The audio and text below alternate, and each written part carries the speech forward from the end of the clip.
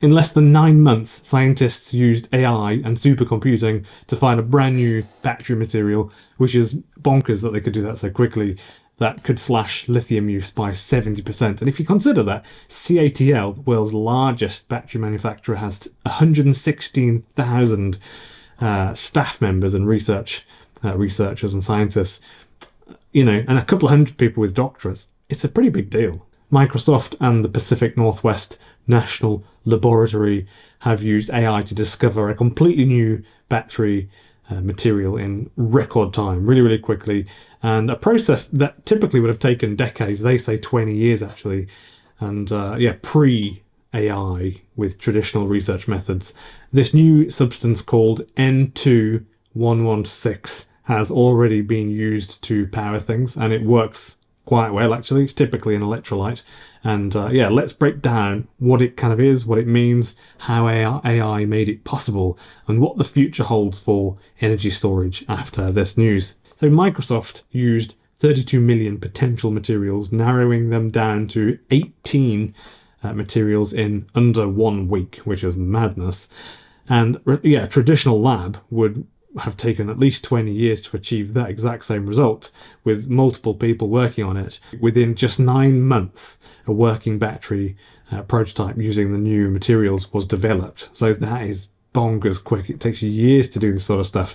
So this shows us as well how new breakthroughs can happen now, compressing what used to take centuries into just weeks, days, weeks, maybe months. This is happening in so many areas around the world, in different types of research and development and science and all sorts of things, really. Let's talk a little bit about why reducing lithium use is crucial. So why does it matter? The demand for lithium is projected to increase tenfold by 2030, with the potential shortage basically this year. We actually might start seeing bottlenecks because there's just not enough lithium being shipped to the places where they want to consume it. Mining lithium, really destructive, not very good. Obviously, not much of a battery is lithium, typically speaking, so it's not the biggest concern in the world, but we are quite aware that as we produce monstrous amounts of batteries, that little bit of, those lots of little bits add up to quite a lot. And so obviously this is an issue because it uses lots of water, lots of energy, lots of toxic waste.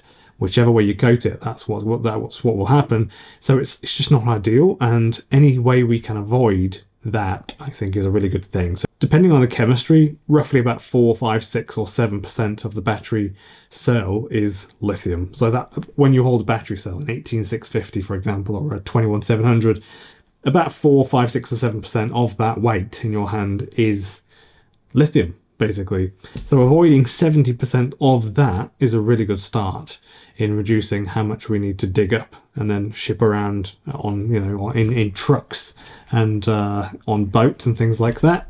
It would also ease supply chain pressures, lower battery costs, hopefully, and make energy storage more sustainable, or maybe you could even say attainable, maybe just taking off that small bit of cost as well. N2116 is a solid state electrolyte, actually, meaning it could be used in the next generation solid state batteries. That's what they think will happen with it. Solid state batteries are just basically safer than traditional liquid or gel based lithium ion batteries, reducing the risk of battery fires, leaks, and they're just generally safer. They don't typically short out within the cell, which is obviously a big thing to prevent thermal runaway.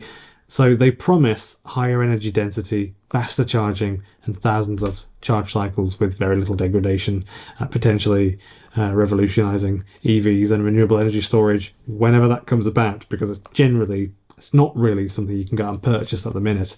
A genuine solid state battery. Even the little power stations on Marketplace apparently don't, even though they clearly say, this is a good product, it seems credible, and it's clearly, sold to you as a solid state power bank. It's just not. Actually, when you take it apart and you look at the chemistry and you look at the batteries, they're actually not. I don't know what's going on. So, you really can't go out and buy them, all over unless you go to a laboratory or something like that. And I know that a lot of you are waiting out for an EV with solid state batteries. Because I read it in the comments a lot in the last month, for example, like several comments about that. Experts like Dr. Nuria Tapia Ruiz, I hope I said that correct, believe AI-driven battery research could lead to even more high-performing materials in the future. And I would say that seems about right. That's probably, bang on, I think. Can we trust AI in scientific discovery, in medical stuff and batteries and science and things like that? AI really is accelerating, the discoveries that we make. Clearly, if you look at this and also just Google it, there's a lot on the internet about this. Some scientists urge caution, which makes sense as well. Dr. Edward Brightman warns that AI-generated results could sometimes lead to materials that are either already known or impossible to synthesize, but it will recommend them anyway, which therefore could waste you a bit of time.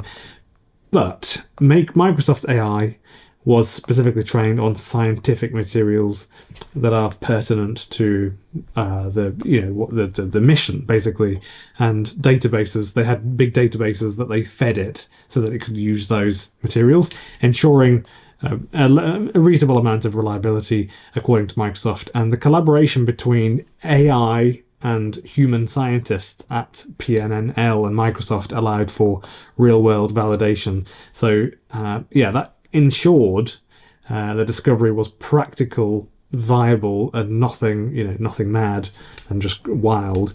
Which at this point, AI still kind of needs, it needs to be chaperoned a little bit. You can't fully trust it ever, basically. So if N2116 proves scalable and we can make it and we can produce it, we can ship it around easily and more easily than lithium, we could see a world where lithium demand is dramatically reduced, basically just making batteries cheaper, cleaner, more accessible. And in the next few years, I think that would be really crucial in determining whether this AI-driven breakthrough transforms the battery industry as we know it right now, because things will evolve, of course. So what do you all think? Will AI reshape the future of energy storage? Let me know in the comments, because it seems like it could just be one thing of many things that will all add up to some large changes. So that's what I'm imagining in the next 5 or 10 years. Now, obviously, scientists and organizations have really big computers, lots of computing power, lots of smart people, AI, for example. We should see things come through quicker, these breakthroughs and that sort of stuff. So please let me know any of your thoughts at all. Just put them in the comments and I'll have a look through as they come in. Microsoft and the Pacific Northwest Microsoft and the Pacific